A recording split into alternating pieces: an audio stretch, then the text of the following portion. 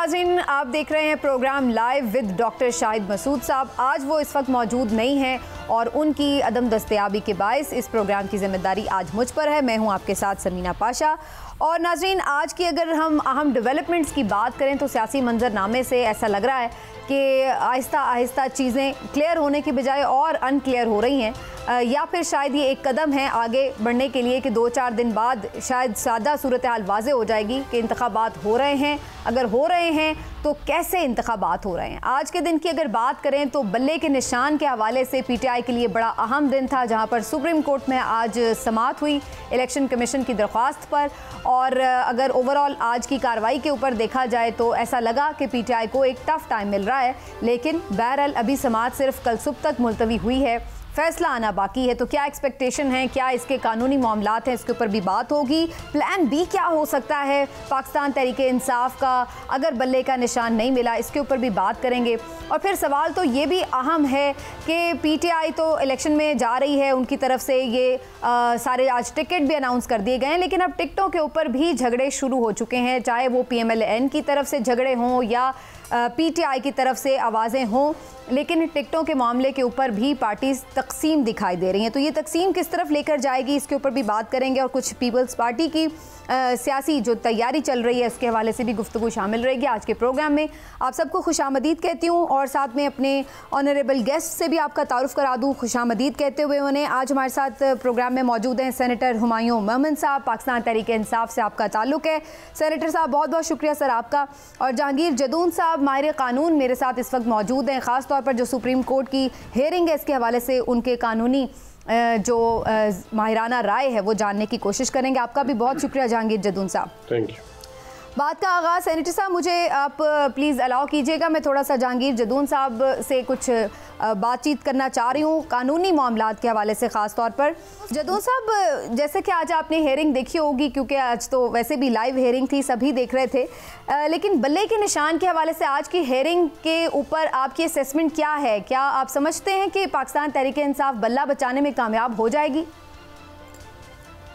देखिए, सर्टेनिटी के साथ तो कोई प्रोटेक्शन करनी मुश्किल है, क्योंकि सब जुडिस मैटर है। उनके एक तरफ के दलाल आज मुकम्मल हो गए हैं, कल PTI वालों ने दलाल देने हैं। बेसिकली इस फैसला जो अगर PTI के अगेंस्ट आता है तो उसके बड़े दूर रस नताइज होंगे दूसरी पार्टियों के लिए, क्योंकि अगर एज ऑफ टुडे जितनी भी पॉलिटिकल पार्टीज़ हैं, एक एक्सेप्शन जमात इस्लामी के अलावा, उनमें इलेक्शन जो है वो एज सच जो है फेयर नहीं होते, या समझ लें कि इलेक्शन उनके जो कॉन्स्टिट्यूशन के मुताबिक नहीं होते। उसकी वजह यह है कि जब इलेक्शन एक्ट 2017 बन रहा था तो इलेक्शन कमीशन ने उस वक्त कहा जी तमाम पॉलिटिकल पार्टीज़ ऑन बोर्ड थी इस इलेक्शन एक्ट में, उनकी तमाम पार्लियामानी पार्टी जितनी भी थी मीटिंग्स हुई और बड़े जो है तगो-दो के बाद ये इलेक्शन एक्ट 2017 पास हुआ।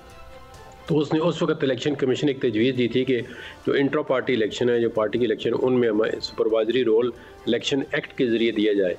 तो किसी पार्टी ने उनको ये रोल देने से इनकारी हो गई, या किसी पार्टी ने हामी नहीं भरी कि ये हमें, क्योंकि वो कह रहे थे कि इंट्रा पार्टी इलेक्शन हमारा पर्सनल मामला है और हमें ये खुद डिसाइड करने दें।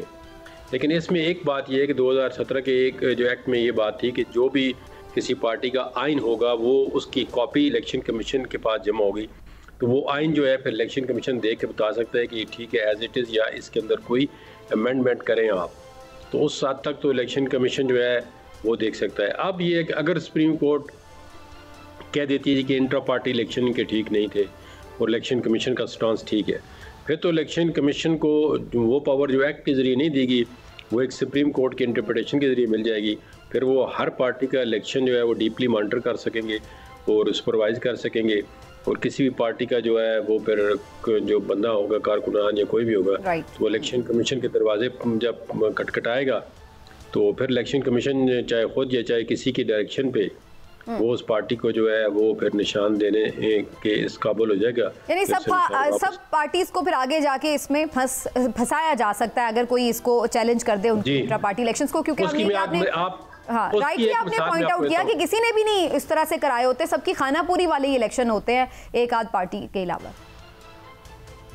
एक उसकी मैं मिसाल ऐसी दे दूं कि जब देखें पिछले दौर में इन्होंने जो एक कुलियन थी जुडिशरी की, इस्टेब्लिशमेंट की और बाकी जो भी वक्त की हुकूमत थी, जब ex prime minister Nawaz Sharif को नायल किया गया तो इन्होंने एक प्रॉक्सी पिटिशन के ज़रिए जस्टिस जो साकिब निसार थे उस वक्त के, उन्होंने सुप्रीम कोर्ट की जजमेंट डिलीवर कर दी कि कोई बंदा ना पार्टी का हेड रह सकता है, ना वो टिकट इशू कर सकता है, ना वो पार्टी फिर वो उस निशान पे लड़ सकता है सरबराही। तो उस वक्त देखें आप 14 सेंटर थे तो इलेक्शन कमीशन ने उनसे टिकट भी वापस कराए, उनके निशानात भी वापस कराए और वो आज़ाद हैसियत में इलेक्शन लड़े। तो ये जितने भी माइंस है ना, ये पीटीआई वाले खुद दे के गए हैं। दूसरी अगर आज ये इनके खिलाफ फैसला आ जाता है तो सारी पार्टियां बस, लेकिन क्या उसमें इतना फर्क है? इस पे मैं आपके तफसील से इस पे बात भी करती हूँ, लेकिन सेनेटर साहब आज बहुत सारे जो कोर्ट रिपोर्टर्स थे मैं उनको भी सुन रही थी और जो ओवरऑल भी एक हेयरिंग मैं खुद भी लाइव देख रही थी। आपको लगता है ये तनकीद जो पीटीआई की वकला पर की जा रही है कि इतना अहम केस है लेकिन वो सही तौर पे प्रिपेयर नहीं कर सके, और इससे पहले भी इस तरह के लेवल प्लेइंग फील्ड वाले केस में बीसी किस्म के लोगों के तासुरात थे, तो आप समझते हैं कि केस सही तौर पर वकला प्रिपेयर नहीं कर पा रहे क्योंकि और भी बहुत सारी चीज़ों में इंगेज हैं, वो इसलिए टफ टाइम देखना पड़ रहा है कोर्ट्स में? बिस्मिल्लाहिर्रहमानिर्रहीम। देखिए, इसमें तो कोई शक नहीं है कि पाकिस्तान तहरीक-ए- इंसाफ इस वक्त क्या किन किन जगहों पे, देखिए हमारे वकला इस वक्त किन किन जगहों पे लड़ रहे हैं। ठीक है, नंबर 1 आपको पता है कि हमारे जो बानी चेयरमैन है इमरान खान साहब, उनका अलग इतने केसेस चल रहे हैं, वकला उनकी तैयारी कर रहे हैं। फिर आपका हर एक कैंडिडेट के ऊपर 2-2, 3-3, 4-4 पर्चे कटे हुए हैं, उनके अलग हो रहे हैं। फिर आपके जो कैंडिडेट जा रहे हैं को उसमें अपने फॉर्म्स फिल करने के लिए, उनके लिए अलग मसाइल है, किसी के फॉर्म्स छीने जा रहे हैं। फिर उनकी आप सोचें कि ऑलमोस्ट 890 लोगों के फॉर्म्स रिजेक्ट कर दिए गए थे। सारे लोग थे जो मेन स्ट्रीम उनमें थे, ठीक है, उनके रिजेक्ट हुए थे, उनके लिए वो कला लड़ रहे थे। अच्छा, उसके बाद ये सारी चीज़ें, अब इसमें कोई शक नहीं कि ये इंपॉर्टेंट है, लेकिन इसमें जैसे अभी बात हो रही थी कि इस पे कमेंट तो वो उस लिहाज से हम चूंकि सब्जुडिस है, लेकिन मैं बाज़ एक चीज़ बताता हूँ। जैसे इन्होंने कहा है कि जी उस एक्ट के तहत जो है ना, ये इलेक्शन कमीशन के इख्तियार में नहीं किया था, और अगर ये कोर्ट ने डिसाइड कर लिया तो ये इलेक्शन कमीशन के इख्तियार में by definition of the court interpretation हो जाएगा। ठीक है, लेकिन मुझे तो पता है कि ये कोर्ट तो हमेशा कहती है कि जो पार्लियामान है वो सुप्रीम है, हम उनके कामों में दखल नहीं देते, तो उम्मीद है कि ये इधर भी उन जगहों पे दखल नहीं देंगे और उस जगह पे उस लिहाज से करेंगे। लेकिन 2-3 जो सवालात उठते हैं ना, मुझे उसमें अजीब सी बात लगती है कि जी बिला मुकाबला कैसे हो गए आपके। मैं जो चीफ जस्टिस साहब बाकियों का भी देख लें कि क्या उनके बिला मुकाबला हुए थे कि नहीं हुए थे। फिर चीफ जस्टिस साहब आपने जब या आप लोग जस्टिस साहब ने ख्याल में एक ने सवाल पूछा था कि एक बानी रुकन जो होता है वो होता है। देखिए, बानी रुकन होना एक बहुत बड़ा ऑनर है, लेकिन बानी रुकन का ये मतलब नहीं है वो ताहयात मेंबर होगा। अगर बानी रुकन छोड़ देता है या किसी वजह से वो भी पार्टी की ओवरऑल वो जो उसके रूल्स हैं उसके ख़िलाफ़ जाता है और पार्टी उसको निकाल देती है या किसी वजह से कोलिजन हो जाती है और वो चीज़ हट जाती है, तो ठीक है। मैं मानता हूँ कि उनको 2012 में जब उन्होंने केस किया था ये फॉरेन फंडिंग का, तो उनको कोर्ट्स ने कहा था कि इस वक्त ये मेंबर हैं, लेकिन वो 2012-13 की बात होगी। आज 2023 है। 2023 में जो हमारा रिकॉर्ड है, जो पाकिस्तान तहरीक-ए- रिकॉर्ड पेश करना था ना सेनेटर साहब, वहां तो हमें ऐसा लग रहा था कि उनके पास रिकॉर्ड पूरा है नहीं है। बाद में मैं सोशल मीडिया पर जरूर देख रही थी कि चीजें आ रही थी कि ये अकबर एस बाबर साहब को ये देखिए जी उनके खिलाफ कानूनी कार्रवाई की गई थी। उमर अयूब साहब के सेक्रेटरी जनरल होने के ऊपर भी सवाल उठाया गया, तो वो भी नोटिफिकेशन सामने पेश नहीं किया जा सका। असद उमर ने पार्टी छोड़ी या निकाला गया, कोई उसका दस्तावेजी सबूत नहीं मौजूद था, तो अदालत ने तो जाहिर है ये चीजें तो मांगनी थी ना। देखिए इस तरह है, मैं आपको एक बात बताता हूँ। अदालत को चाहिए सबसे पहले एक सवाल पूछे इलेक्शन कमीशन से, उनसे एक सवाल पूछना चाहिए कि भाई मेरे, आपने जब एक डिसीजन ले लिया था कि इनको दोबारा इलेक्शन कराना है अगस्त के एंड में, आप उस पर 2.5 महीने क्यों बैठे रहे? अगर इसका जवाब इलेक्शन कमीशन दे देता है तसल्ली बख्श, तो ठीक है, मैं भी मान लेता हूँ।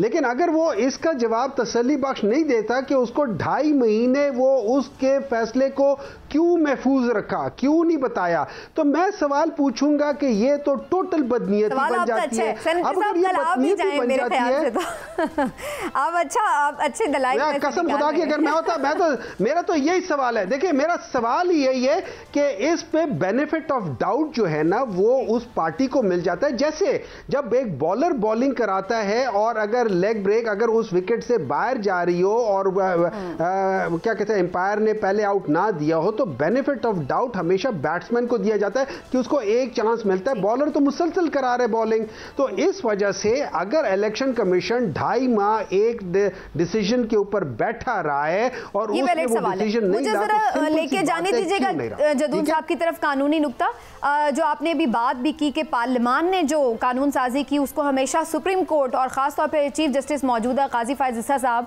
हमेशा अहमियत देते हैं कि सुप्रीम जो है वो पार्लियामान है। लेकिन जदून साहब आज तो उन्होंने हेयरिंग के दौरान ये जो रिमार्क्स दिए हैं ये भी बड़े इंपॉर्टेंट हैं, जो उन्होंने बात किया है कि इलेक्शन कमीशन जो है वो आईनी इदारा है और उसके इख्तियारात में मुदाखलत नहीं कर सकते। तो इससे तो ये भी तासुर मिल रहा है कि जैसे वो ये कह रहे हैं कि अगर उन्होंने कोई फैसला दिया है तो ये उसका इख्तियार है, तो वो तो ऐसा लग रहा है कि ऑलरेडी उसका इख्तियार मान चुके हैं। आपकी इंटरप्रिटेशन क्या है इस हवाले से? नहीं, ये देखें, ये तो ऑब्जर्वेशन होती है, जब जजमेंट आएगी तो वो कोर्ट की इंटरप्रिटेशन होगी, जजमेंट आएगी।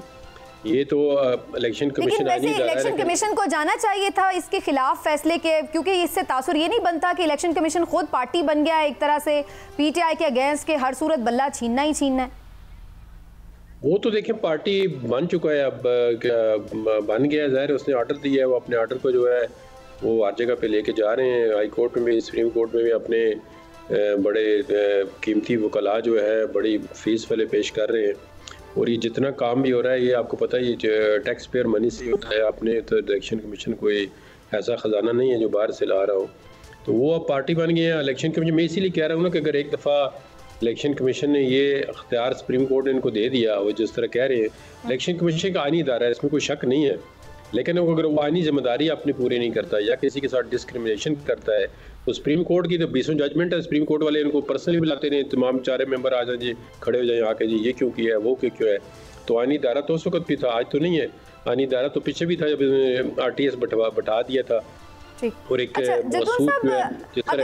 अगर थोड़ा सा हम फर्ज करते हैं कि अगर ये बल्ले का निशान पीटीआई को नहीं मिलता और election commission Peshawar high court का supreme court Peshawar high court का फैसला कलअदम करार दे देती है, तो उस सूरत में पीटीआई के पास क्या कानूनी ऑप्शन रह जाते हैं? क्या उसके खिलाफ अपील कर सकेगी पीटीआई?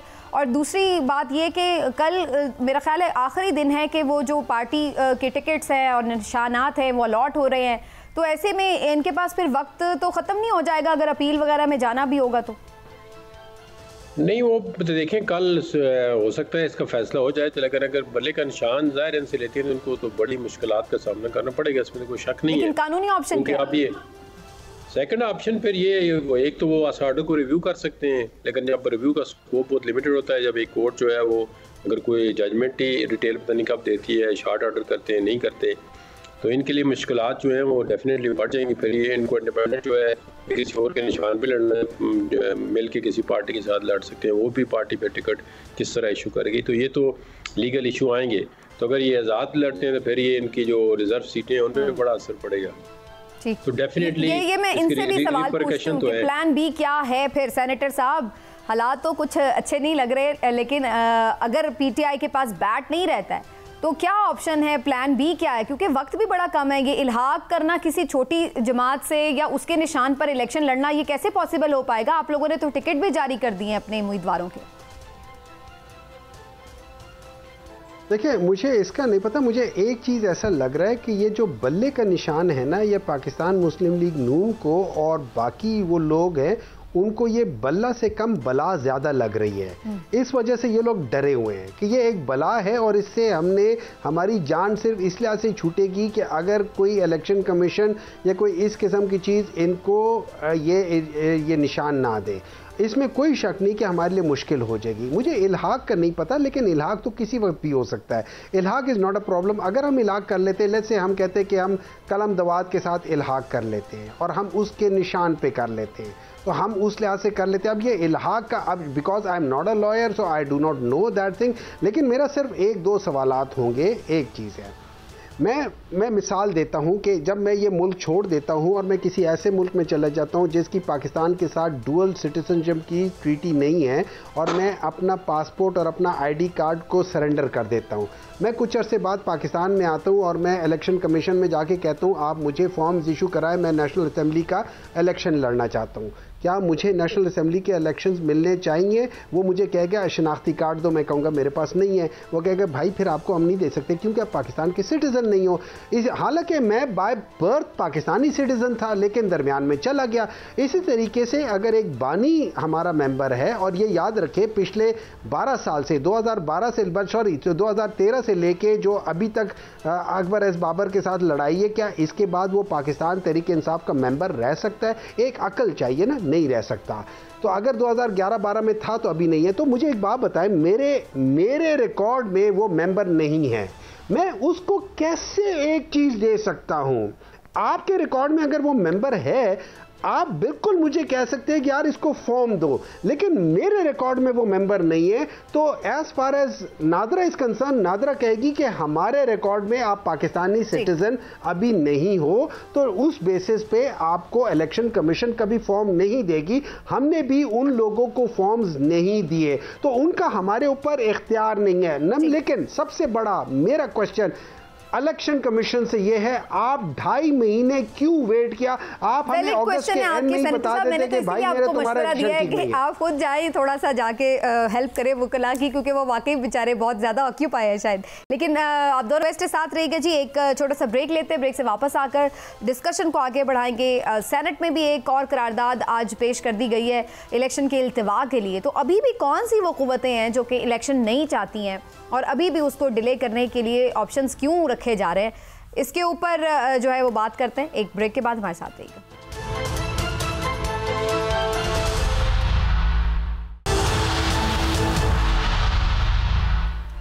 जी वेलकम बैक नाज़रीन, प्रोग्राम को आगे बढ़ाते हैं। सेनेटर हुमायूं मोहम्मद साहब हमारे साथ मौजूद। सेनेटर साहब, पहले भी हमने देखा कि एक करारदाद मंजूर ही हो गई थी बल्कि सेनेट से इलेक्शन के इल्तिवा के लिए, और उसके बाद अब एक करारदाद जमा करवा दी गई है और अभी भी खैर उसके ऊपर देखते हैं कि क्या आगे कार्रवाई बढ़ती है या नहीं। लेकिन सवाल ये है कि आप तो खुद एक सेनेटर हैं, ये कौन लोग हैं सेनेट में जो कि अभी भी इलेक्शन का इल्तिवा चाहते हैं?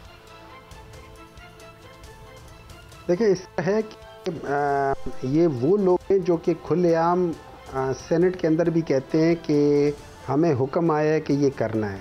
ट्रस्ट मी, जब उनसे बात होती है तो उनसे मैं कहता हूँ कि ये चीज़ तो ऐसे गलत है, कहते हैं हाँ ये तो हम भी कहते हैं गलत है। मैंने कहा तो फिर आप वोट क्यों इसके हक में डालने की कोशिश कर रहे हो? तो कहते जी हमें तो हुक्म ये है और हम तो बरमला। किधर से हुक्म आया? आप पूछते नहीं उनसे सेनेटर साहब हुक्म किसकी तरफ से आ गया? वो एक देखिए, हुक्म एक ही तरफ से आता है। ये उनके अल्फाज है, मेरे अल्फाज नहीं है। अच्छा, ऑनेस्टली ये लिटरली ऑनेस्टली अल्लाह की कसम वो इसी तरह ही कहते होते हैं। और मैं हमेशा कहता हूँ कि यार ये देखो ये तरीका ठीक नहीं है, मुल्क को नुकसान होता है, आप लोग अपना दिमाग इस्तेमाल करो। उन्होंने कहा जी हम लोगों का दिमाग नहीं होता। ये उनके अपने अल्फाज हैं, मैं कोट कर रहा हूँ, कोट अनकोट उनके अल्फाज होते हैं। उनका कोई मेंबर किस तरीके से कहते हैं और ये वही लोग ये कर रहे हैं। देखिए that is the saddest part. हमारे मुल्क का सबसे सैड पार्ट है। नहीं, लेकिन ये मैं आपको सही बात बता रहा हूँ, मैं सही बात बता रहा हूँ। जब ये बात कहते हैं वो तो क्या वो ये कहते हैं कि ये इलेक्शन इल्तवा भी वो करवा सकते हैं जो हुक्म देते हैं? तो ये तो फिर एक बड़ा अहम सवाल उठ जाता है कि इसका मतलब अभी भी इलेक्शन रुक सकता है। देखिए हुक्म वाले तो बड़े तगड़े लोग होते हैं। देखिए इस तरह है मेरा, देखिए इस तरह है मेरा, इस तरह है कि हर एक चीज़ का एक प्रोसीजर होता है। आपने काम करना है ना, एक गलत काम करना है, उसको अगर आप सही प्रोसीजर से कर लेंगे तो वो गलत काम हो जाएगा। मैं मिसाल देता हूँ कि कॉन्स्टिट्यूशन कहती है कि इलेक्शन 90 दिन के अंदर होना चाहिए। आप उसका सही प्रोसीजर करते हैं कि नेशनल असेंबली में एक रेजोल्यूशन पास करते हैं कि हमने सारे इलेक्शंस एक साथ कराने हैं। हालांकि आपका आइन में कहीं जिक्र नहीं है कि हर जगह का इलेक्शन एक साथ होगा। इसका मतलब तो ये है कि अगर किसी भी ये जो प्रेसिडेंट्स आपने बनाया, इसका मतलब है अगर कोई भी गवर्नमेंट अपने आप को प्रोविंशियल गवर्नमेंट डिसॉल्व करेगी, अब हम आगे आ गए, अब तो नहीं आगे नहीं, देखिए होल्ड ऑन अभी भी रोक रहे हैं वो इलेक्शन, आपको रुकते हुए नजर आ रहे हैं।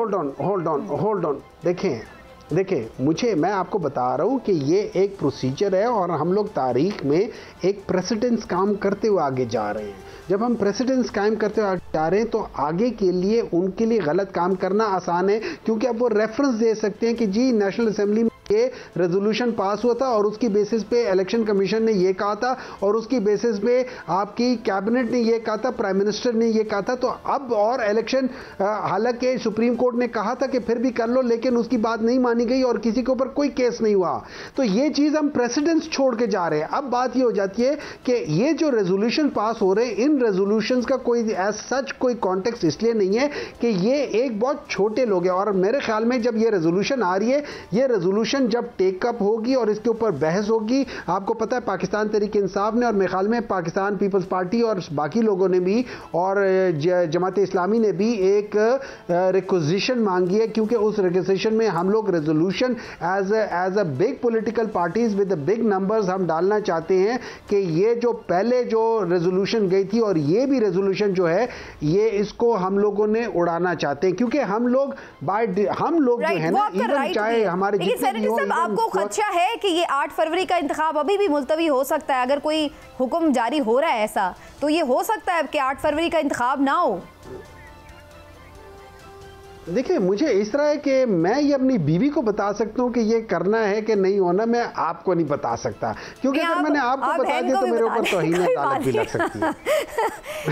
अनफॉर्चुनेटली बीवी का लफ्ज सिर्फ उन्होंने कहा टीवी और बीवी, तो या मैं टीवी पे जो कहूंगा मैं वो बीवी को नहीं कह सकता, जो बीवी को कहूंगा वो टीवी को नहीं कह सकता। नहीं, ये तो बात है, ठीक है, लेकिन देखिए आपके अंदर से ही सेनेटर्स हैं जो ये मूव कर रहे हैं। अब सवाल यहाँ पर ये उठता है कि बात सिर्फ गलत कर रहे हैं, मैं आपसे जो सवाल पूछना चाह रही हूँ ना सेनेटर साहब, देखिए मैं एक समझता हूँ, मुझे जो सिर्फ खौफ है जी, मुझे जो सिर्फ खौफ है वो ये है कि ये सारा डिपेंड करता है बल्ला के ऊपर डिपेंड करता है। अगर बल्ला पाकिस्तान तहरीक इंसाफ का निशान बन गया तो उस बला की डर से ये लोग कुछ भी कर सकते हैं। अच्छा स्टिल राइट, लेकिन सेनेटर साहब अगर ये बला से डर है, इनको सिर्फ बला से डर है। गॉट योर पॉइंट, लेकिन सेनेटर साहब अगर इलेक्शन नहीं होते तो मार्च में तो सेनेट के भी इलेक्शन ड्यू हैं, फिर आप ये तो सेनेट भी आधी रह जाएगी, तो पहले ही एक ऐवान नहीं है, दूसरा ऐवान भी आधा हो जाएगा, तो ये तो एक आप नहीं समझते कि पूरा बहरान, आईनी बहरान खड़ा हो जाएगा मुल्क में? अच्छा, मैं एक सवाल उठाता हूँ।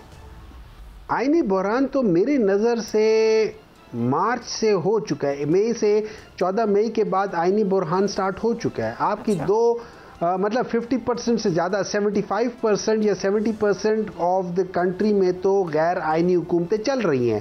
ना आप उस पर शोर उठा रही है, ना कोई और उठा रहा है, ना हमारे लिए जो अदलिया है वो उस पर कुछ शोर उठा रही है। सिर्फ जस्टिस अतहर मिनल्ला साहब का जो वो है, उन्होंने कहा हुआ है कि ये तो उन्होंने कहा है कि 7 नवंबर के बाद उन्होंने कहा है कि पूरे मुल्क में शोर उठा के भी जाएं कहाँ। अब अगर 1 फरवरी का इलेक्शन अनाउंस हो गया तो ऑटोमेटिकली अब सबने इसको एक्सेप्ट कर लिया कि जी ठीक है, नई हल्का बंदियां हुई, उस लिहाज से आगे डिले हुआ इलेक्शन, 8 फरवरी हो गया तय, तो इसलिए अब उस पर सवाल नहीं उठा रहे। आप कहते हैं बहरान, आप कहते हैं बहरान हो जाएगा, बहरान तो ऑलरेडी है। तो जहां बहरान पिछले 14 महीनों से अगर 3-4 महीने, 5 महीने, 6 महीने, साल, डेढ़ और हो गया तो केड़ी क़यामत आ जाएगी। मतलब वो मौलाना फजलुर रहमान तो यही, फिर तो वैसे आप लोगों को भी सूट करेगा सेनेटर साहब, अगर बल्ला भी चला जाता है। नहीं, हमें बिल्कुल नहीं, लेकिन फिर तो आप लोगों की अपनी मुश्किल में सिचुएशन होगी, तो आप लोगों को तो सूट करेगा इलेक्शन ना हो तो। बहरहाल सेनेटर मौजूद रहे हमारे साथ, सेनेटर साहब का शुक्रिया। एक ब्रेक लेते हैं नाज़रीन, ब्रेक से वापस आते हैं, कुछ PMLN की सियासत की बात करते हैं। टिकटों की तकसीम के ऊपर काफ़ी हम देख रहे हैं झगड़े शुरू हो चुके हैं, किसी को राम किया जा रहा है और किसी को कोई लॉलीपॉप दिए जा रहे हैं। तो क्या होगा PMLN का, जिस तरह से टिकटें तकसीम हुई हैं, इसके ऊपर तफसील से बात करते हैं एक ब्रेक के बाद। हमारे साथ रहिए।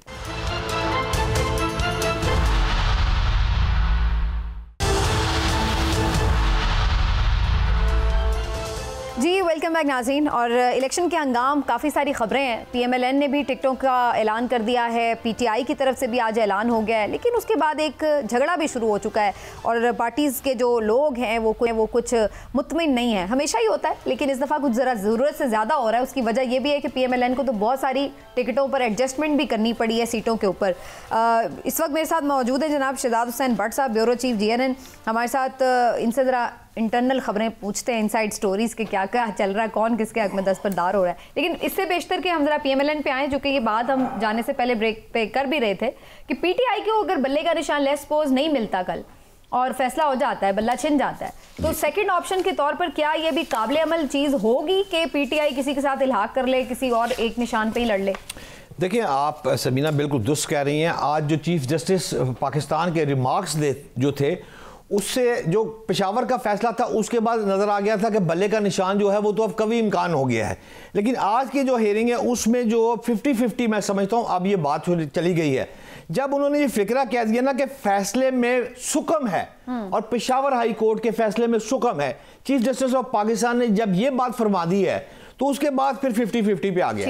अच्छा, ये तो एक बात हो गई। बात ये है कि अगर बल्ले का निशान बज़ाहिर जो नजर आ रहा है, अगर फॉर एग्जांपल आप इस तरफ चली जाए कि नहीं होता बल्ले का निशान, तो फिर जो सेकंड ऑप्शन है PTI की वो भी तैयार खड़ी है। ऐसी बात नहीं है। PTI ने अपने जो इंतखाबी इत्तेहाद है वो तो जनाब मुकम्मल कर रहे हैं। वो मौलाना मोहम्मद खान शहरानी, आप जमीयत उलमा इस्लाम जो फे है फजलुर रहमान, इस तरह ये जो जमीयत उलमा इस्लाम पाकिस्तान है, अच्छा, इसके साथ इत्तेहाद हो सकता है। आपको याद होगा कि मौलाना फजलुर रहमान ने 4 अफराद को निकाला था। मेरा सवाल इस पे ये कि क्या अब इस बात का वक्त बाकी है, क्योंकि हम देख रहे हैं PTI ने तो अपने टिकट अनाउंस कर दिए हैं उम्मीदवारों के लिए, तो अगर ये कल परसों में इलेक्शन कमीशन जो है उनको डिसाइड कर देता है, निशान अलॉट हो जाते हैं एज आज़ाद उम्मीदवार, तो इनका इल्हाक किधर जाएगा? देखिए, मेरी इलेक्शन कमीशन के बाइतमाद जो मेरे ज़राए हैं, जो आईने पाकिस्तान के बड़े हमारे वकला हैं, उनसे जब यही सवाल मैंने भी उनसे कर चुका हूं, जब मैंने उनसे पूछा है, वो कहते हैं पाकिस्तान के हर शहरी का ये हक है कि वो किसी भी पार्टी के साथ इत्तेहाद कर सकता है, इवन के अगर उसको निशान अलॉट हो गया, फूल हो गया या तलवार हो गई है, तो बाद अगर वो फॉर एग्जांपल अब जमीयत उलमा इस्लाम का निशान है अंगूठा, अब अंगूठे से वो शख्स लड़ सकता है जो या PTI या बैलेट पेपर छप चुके होंगे तो फिर कैसे होगा? हाँ, वो कह सकता है कि मैं उस निशान पे मैं उसके साथ इत्तेहाद। ठीक है, अच्छा चलें, बहरहाल देखते हैं जिस पे अब आ जाते हैं जरा PMLN की तरफ। PMLN ने जो टिकट जारी किए हैं की रौला पै गया, उधर तलाल साहब को नहीं टिकट दिया, उधर दानियाल अजीज़ को टिकट नहीं दिया, आयशा रजब साहिबा अलहदा आज़ाद लड़ रही हैं। ये क्यों इस तरह के PMLN ने टिकट बांटे हैं? कि अंदर कोई लड़ाई है, कोई प्रेशर है या कोई ग्रुपबाजी है? मरियम का, शहबाज का फेवरेट क्या है मसला? देखिए समीना, अगर ज़रा आप गौर करें ना थोड़ा सा, तो मियाँ मोहम्मद नवाज शरीफ के ऊपर जो तलवार लटक रही थी, वो नाहली की तलवार जब ख़त्म हुई है, तब का मियां नवाज शरीफ पहले वाला और था और आज का मियां नवाज शरीफ और है। वो मियां मोहम्मद नवाज शरीफ चौधरी शुजात साहब के घर जाते थे, MQM को बुलाकर खाने खिलाते थे, इस्तेहकाम पार्टी के साथ पिंगे बढ़ाई थी। अब हालात और हो गए हैं। अब हालात ये है कि इस वक्त जो काफ लीग है, मिसाल के तौर पर इस्तेहकाम और काफ लीग की 2 बातें हैं। पहले मैं काफ लीग कर नहीं, अभी जो आपने बात की पहले तो उसका जवाब देना। आपने कहा ये पहले वाले नवाज शरीफ नहीं रहे, हाँ। तो फर्क क्या है? क्योंकि लोग तो ये भी कह रहे हैं कि फैसले तो खुद नवाज शरीफ भी नहीं कर रहे टिकटों के। बिल्कुल नहीं, बिल्कुल मैं डिसएग्री हूं। किधर से कर रहे हैं? कौन कर रहे हैं? मैं आर्गुमेंट दे देता हूं, मैं देता हूं बिना आर्गुमेंट आपको। नवाज शरीफ ही फैसले कर रहा है और ये अब वाला नवाज शरीफ जो है ये पहले वाला इसलिए नहीं है कि ये नवाज शरीफ वजीर आज़म बनना जा रहा है और कम से कम सादा अक्सरियत लेने जा रहा है। वो कैसे लेने जा रहा है? ऐसे ही लेगा जब तरीके अपने हल्के में तो लाहौर में उन्होंने पूरे बंदे नहीं खड़े किए, वहां पे उन्होंने हल्के खाली छोड़ दिए। इस तरह की सिचुएशन ओन चौधरी के साथ सीट एडजस्टमेंट कर रहे हैं। आप इस्तेहकाम पार्टी, आपको याद है काफ लीग याद है कितनी सीटें मांगी थी? काफ लीग ने आपसे 4 नेशनल असेंबली की और पीपल्स पार्टी की 8 वो नशिस्तें मांगी हैं जो पिछली दफा वो जीते हुए हैं। यार काफ लीग का तो हक है समीना, लेकिन उसके बावजूद उन्होंने कहा 2 सीटें देंगे MNA की, बस आप फारग है। मेरा सवाल और है, मैं ये बात कह रही हूँ काफ लीग पहले एडजस्टमेंट मांग रही थी, उन्होंने कहा हमने लेनी ही नहीं है। वो तो खुद जो चौधरी साहब के बेटे हैं, चौधरी शुजात के, वो कह रहे हैं हम अपने तौर पे खड़े लेते हैं, आप खड़े करें अपने उम्मीदवार। भाईजान उनको तो उनके पास तो टांगे की सवारियां नहीं है। अगर सीटें एडजस्टमेंट ना हुई ना, मतलब वो मांग रहे थे एंटी नवाज वोट लेने जा रहे हैं आप, क्या बात? कौन सा एंटी नवाज वोट? ओए उनको जमानत जब्त हो जानी है शुजात के भाई की। अच्छा आप तो नहीं लेके, लेकिन मुझे ये बताएं ना सर, नून लीग का गढ़ क्या है, क्या है गढ़? अच्छा एक फिक्रा मैं ऐड कर दूं, असल में जो चॉइस शुजात के साथ सारे मामला खराब हुए हैं, वो जो कमांडर है शख्स, उस कमांडर को कहते हैं वजाहत, जो शुजात का भाई है। कमांडर के भाई को जब सीटें नहीं मिली, और सीटें सिर्फ मिली है सालक को और 2 MNA की 2 MPA की, वहां से आके तनाजा शुरू हुआ है, ये याद रखिएगा। नहीं लेकिन सरों से पहले बातें की हैं, MQM भी, अब मुस्तफ़ा कमाल भी खड़े हो गए हैं, शहबाज शरीफ साहब को वापस लेने पड़े, कागज वहां से दस्तबरदार होना पड़ा है। नहीं तो इसका मतलब क्या नजर आ रहा है आपको? हवा का रुख किसी और तरफ चल पड़ा है कि जो सारे इत्तेहादी जो हैं वो आंखें दिखाने लग गए। बॉसे आजम हवा का रुख तो सीधा सीधा सादा अक्सरियत की तरफ वो लेके जा रहा है। अब जो इस्तेकाम पार्टी थी उसने 60 टिकटें मांगी, 20 मांगी है नेशनल असेंबली और 40 मांगी जनाब पीपल्स पार्टी पीपी की। उनको सिर्फ NA की 7 दी, पीपी की 11 दी। लैनियां लवो नहीं लैनियां ना लवो। इवन के जो उनका बिग बॉस है जहांगीर तरीन साहब आजाद लड़ रहे हैं, अपने बंदे नाराज कर लिए उन्होंने। कौन से बंदे नाराज? वो नवाब शेर वसान को जो वो दी है टिकट, हाँ तो उनको दिए ना, फिर तलाल चौधरी तो रह गए ना बंदा, तो वो तो दानियाल अजीज साहब वो फिर इलेक्शन आजाद लड़ रहे हैं अपने। तो भाईजान सेनेट की टिकट का वादा हो गया, राना सलाउल्लाह ने क्या भी मरी दिया में आपने देखा क्या हुआ? मरी में भी PMLN का पूरा ग्रुप ही अलग होकर बैठ रहा है, वो कह रहा है अगर मैं आपकी बात को सेकंड करूं तो फिर अगर उस तरफ जाऊं तो फिर ग्रुप एक अलग जरूर हुआ है मुस्लिम लीग नून का, ये बात मैं मान लेता हूं। वो ग्रुप हुआ है फिर टैक्सला में NA 54 में, जहां पर गुलाम सरवर खान जो PTI के थे वो इलेक्शन लड़ रहे हैं। अच्छा गुलाम सरवर को क्यों एडजस्ट कर रहे हैं? ख्वाजा आसिफ साहब खुद नहीं डिफेंड कर रहे, कह रहे हैं हम शर्मिंदा हैं इस एडजस्टमेंट के ऊपर, तो क्यों कर रहे हैं? मैं फिर आपकी बात को अगर सेकंड, मेरा मौका और था लेकिन आपकी बात को सेकंड करूं, चौधरी निसार अली खान को जीतने के कभी इम्कानात हो गए हैं वहां पर। नहीं चौधरी के साथ तो नहीं है ना, उनको क्यों कौन एडजस्ट कर रहा है? मसला क्या है? किसके कहने के ऊपर गुलाम सरवर के साथ कर रहे हैं एडजस्टमेंट, जबकि खुद मुंह से उनके मेंबर्स कह रहे हैं आके हम डिफेंड नहीं कर सकते इस फैसले को, तो ऐसा फैसला कर क्यों रहे हैं? कौन कर रहा है? तहरीके इस्तेकाम ने सीटें मांगी हैं तो उनको दे दी गई, जितनी उनकी डिमांड थी उतनी डिमांड पूरी नहीं की। मैं तो बात कर रही हूँ गुलाम साहब। अच्छा चलिए मुझे ये बता दें, अभी जो सर्वे आ रहे हैं उसमें एक काफ़ी शोर हो रहा है, गैलप का भी सर्वे आया है, उसमें भी कहा जा रहा है जी नून की मकबूलियत बढ़ रही है आहिस्ता आहिस्ता, PTI की कम हो रही है, तो वो एक डिफरेंस। अगर ये लोग जीत रहे हैं इलेक्शन और इनकी मकबूलियत बढ़ रही है, अपने बलबूते पर लड़ सकते हैं, तो ये इनको ज़रूरत क्या है सीट एडजस्टमेंट की? जो जितनी की हैं, इवन लाहौर में अपने गढ़ में कर बैठे हैं, क्यों कर रहे हैं? ना करें, अपने इलेक्शन पे क्यों नहीं लड़? भाई लाहौर की 14 सीटें हैं नेशनल असेंबली की, गिन लेना, फिर आप आर्गुमेंट से बात कर लेते हैं। नेशनल असेंबली की 14 सीटें, 2 दे दी इस्तेकाम पार्टी को। क्यों दे दी? सीट एडजस्टमेंट नहीं होती है इलेक्शन में होती नहीं, तो जब सीट एडजस्टमेंट कब होती है? भाई मेरे पास वहां पे कमजोर है सिचुएशन, आपके पास तगड़ी है, किसी दूसरी जगह आपकी कमजोर है, मेरी तगड़ी है, तो हम एडजस्टमेंट कर लेते हैं। PMLN लाहौर में एडजस्टमेंट करी है जहां उनकी सारी तगड़ी होनी चाहिए ना, गढ़ है उनका, तो वहां पे क्यों उन्हें एडजस्टमेंट करनी पड़ी है? मुझे सिर्फ इस बात का जवाब दे दें, एक सीट पे भी क्यों करें कोई? क्या कमजोर है पोजीशन, या फिर फैसला जो है कहीं और से हो रहा है? ये मेरा सवाल है। वो फैसला कहीं से नहीं हो रहा, फैसला मियां मोहम्मद नवाज शरीफ खुद कर रहा है, और सवाल सिर्फ इतना है जितनी डिमांड वो करते थे उतनी सीटें उनको नहीं दी। मैं कह रही हूं एक भी क्यों दे? नहीं एक भी क्यों दे? जब आप लड़ सकते हैं, जीत सकते हैं, तो खुद सीट क्यों नहीं ले रहे? उनके साथ एडजस्टमेंट, ऑन चौधरी जिनके बारे में ये क्या क्या अल्फाज कहते रहे हैं, जहांगीर खान तरीन IPP के साथ सीट एडजस्टमेंट कर रहे हैं, जिनको चीनी चोर कहते रहे हैं, अलीम खान साहब के लिए एडजस्टमेंट कर रहे हैं, उनको क्या क्या नहीं कहते रहे हैं। तो मेरा कहने का मतलब ये कि ऐसी क्या मजबूरी क्या है PMLN की, किस बात का खौफ है? PMLN की कोई मजबूरी नहीं है, मुल्क की जो इत्तेहाद हैं हर 2018 में भी हुए थे, इस्तेकाम पार्टी और दीगर जीबी पार्टी हैं, उनको सिर्फ हिस्सा कम मिल रहा है, इसलिए लड़ाई समीना ज्यादा बढ़ गई है। और को बड़ी बात नहीं है कि लड़ाई क्यों बढ़ रही है, लड़ाई सिर्फ इसलिए बढ़ रही है काफ लीग के साथ कि जितना वो बैग मांगते हैं उतना बैग नहीं दिया नहीं जा रहा। अब मियां मोहम्मद नवाज शरीफ की पॉलिसी क्या है कि मैं इतनी सीटें खुद प्ले करूंगा, इतनी सीटें अपने पास रखूं कि कम से कम मैं सादा अक्सरियत बनाने में कामयाब हो जाऊं, वरना मैं आपको आज यहाँ प्रोग्राम में कह रहा हूं, लाइव कह रहा हूं, मियां मोहम्मद नवाज शरीफ को सादा अक्सरियत ना मिली तो उसने प्राइम मिनिस्टर ऑफ पाकिस्तान भी नहीं बनना। वो वैसे बनना उन्होंने, बाजार हालात तो पिक्चर बड़ी क्लियर है, अब उसकी हाथ में रुकावट कोई नहीं है। आप देखें ना, इस्लाकाम पार्टी कितना जोर है, अभी इलेक्शन होना है, पोलिंग होनी है, अवाम भी रुकावट, हमारा मैदान तो है ना, आप पॉलिटिकल मैदान तो आपका भी है ना, मेरा भी है। अब देखें ना, इस्लाकाम पार्टी पर गौर करना पड़ेगा कि वो टोटल जो है नेशनल असेंबली की कितनी सीटों पर लड़ रही है। ओ भाई, मेरी 50 और 55 के दरमियान जब टोटल सीटें हैं इस्लाकाम पार्टी की, उन्होंने विचों भी उन्होंने अद्धियां जितनी अद्धियां आ रही हैं। लिहाजा पीपल्स पार्टी देख ले। लेकिन लड़काना में हम नहीं ऐसे देखेंगे कि पीपल्स पार्टी जो है वो किसी से ऐसे एडजस्टमेंट, बिलावल ने लाहौर आके लड़ रहे हैं, उनके गढ़ के अंदर बैठ के ललकार के जा रहे हैं और उधर। अच्छा, मुझे आखिरी बात का जवाब दे दे, मुझे प्रोग्राम क्लोज करना है, कि ये जलसे क्यों नहीं कर रहे अभी तक, चुपके क्यों बैठे हुए हैं, अवाम में क्यों नहीं जा रहे? ठीक, देखे इस वक्त मौलाना फजल रहमान कहाँ है, अफगानिस्तान, उसकी पार्टी जमीयत उलमा इस्लाम फेल लड़ रही है। ओ भाई, मुल्क में थ्रेट है, मुझे तो अल्लाह खैर करे, इनको तो कोई थ्रेट लेटर नहीं जा रही। मैं दुआ कर रहा हूँ कि मुल्क में इलेक्शन हो जाए। जो हालात इस वक्त पैदा हो रहे हैं, जो सेनेट में करारदादें आ रही हैं, अल्लाह खैर करे। चलिए जी, प्रोग्राम का दुआ करेंगे कि काम हो जाए। अल्लाह करे जी, अल्लाह खैर खैरियत रखे, पाकिस्तान के लिए अच्छाई निकले। यहीं पे प्रोग्राम को आज समेटते हैं, इंशाल्लाह फिर आपसे मुलाकात होगी। अपना ख्याल रखिए, अल्लाह हाफ़िज़।